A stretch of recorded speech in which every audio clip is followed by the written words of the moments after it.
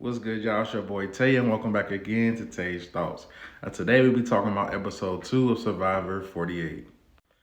And again, let's start off. If you have not watched this episode, please stop right now, go watch it, and come back because there will be spoilers on this episode right now. So, boom, let's start right here with your girl, Say. Not sure how to pronounce it right now, but um, she is playing really, really hard. And honestly, I just not really feeling her attitude. You know what I'm saying? Like, I don't know. Like I said in the first video, I'm like, it's either gonna help her or bite her in the butt. Um, and I think it's gonna bite her in the butt, more than help her. But we'll see. It's only the second episode, but I think she want to just, I don't know, slow down a little bit maybe. But like she did mention, hey, this is who she is. This is what she gonna do, inside and outside of the game. So honestly, you do have to respect that, even though at the end of the day. So right here, just a little view of everybody. But we do have the Siva tribe right here, the orange tribe over there. They are definitely getting close. They are definitely becoming a family, especially with their trait conversation, their humble trait. That Charity, I think, summed it up because her foot is messed up. So them going through and David talking about he had four nipples, and then Kyle with the what he said it was a callus. He had a callus on his hand for 10 years, and they like everybody know that's a wart, man. Like that's a wart. He thought it was a callus for 10 years. That's crazy. And then of course she asked Mitch like what's his humble trait, and he like clearly is sometimes I got a speech impediment. So that's kind of funny. And again, that's why I like they're making it the whole hour and a half, episode, so we get to know about the character, get to talk about them more, and then we get to get a feel for them and like them more, which also makes it kind of harder when we lose those people that we think we want to be in or want to stay. But I definitely like the way it's going. So we got my girl Star here, who's feeling very unwanted. She feel like she's on the outs of the tribe, and actually she is on the outs of the tribe, and she feels that. So of course, what she go do? She go find a hidden immunity idol, and of course, it's always a beware advantage. And then she solicits help from her team. Hey, can you help me? Can you help me? Thinking she locked in, but to me, I think she made a big mistake. She's literally told everybody on the tribe, except for Eva. But you didn't told everybody on the tribe that you have this advantage, and they don't want you there. They already don't want you there. So now they're trying to find a way to sabotage you and how to still get you out. So, sometimes it's good to ask one person maybe, or, with these idols, I'm starting to think that it's better just to do it by yourself, because again, once you have an idol, people look at it, oh, it's not my idol, that's your idol. So they want you out of there. So it's like it's a lot of backstabbing, a lot of realizations, and moving forward, people want to think more about how they give information. You know what I'm saying? Like, because I think she would have held that close to her chest. It might have helped her. Everybody wants you out. So at the end, when y'all do go to tribal council, you could have easily used that, like, boom, everybody voted for me. Whoever I wanted to go home, I'm gonna vote for them, play my idol, and they're out of here. But that's just my thoughts, of course.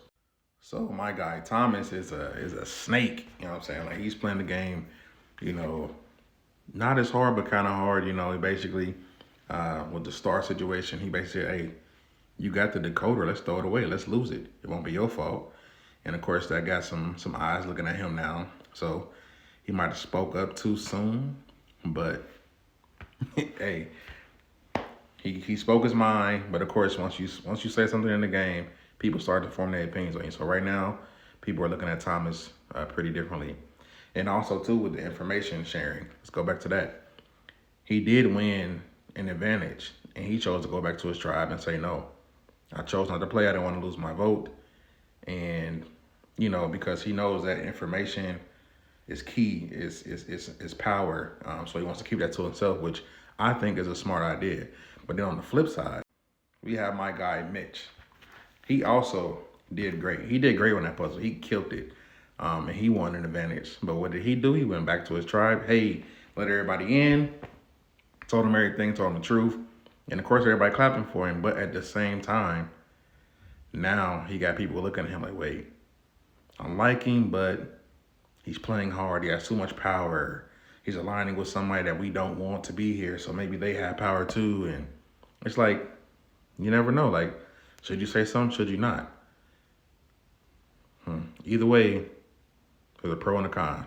And right now, a target has been painting on Mitch's back, and Thomas, even though he didn't say nothing about the advantage, him speaking about Slar's situation has put a target on his back as well. Now to the challenge to see who, has to go to tribal council.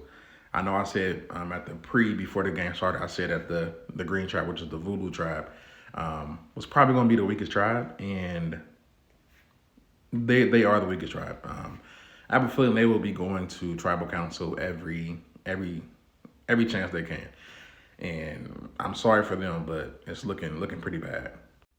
And on the same note, Mitch killed it in that challenge. He was the star of that challenge. He showed up and did what he had to do, and I'm definitely happy for him. Like, he had his hero moment twice in this episode. Good job, Mitch. Now, as I did say earlier, we know that the Voodoo tribe did go to tribal council, and of course, honestly, the person that did the worst in the challenge was Cedric. He couldn't get it. He couldn't get the challenge, and of course, usually, like, if you mess up the challenge, you go home. But of course, they like, nah, we're gonna rock with you. We still want you to go. They crying back at at their camp, and then Kevin comes up with this plan, and he wants to save Mary. And I just like how they're giving us so much insight and detail now before they go to tribal council, because we saw the shift, we saw the change. Kevin wanted Sai out. He wanted to save Mary. Cedric is loyal to Sai or Say. So he told her, to play the idol, and they basically blindsided my boy Kevin. Mary didn't have a vote. She lost her vote. She couldn't play Dark, of course. And so they blindsided Kevin. And it was a true blindside to him. And honestly, it was a waste of an idol because she didn't have to play her idol. So that was some gameplay for the other boys. They was like, hey, let's tell her to play it. That way it comes back and we can find it and use it for ourselves, so it'll be ours. But again, like, this goes to the point of saying, like, sometimes don't speak up. Because he was not going home. If he wouldn't have said nothing, he still would have been here, and Mary would have been out the door.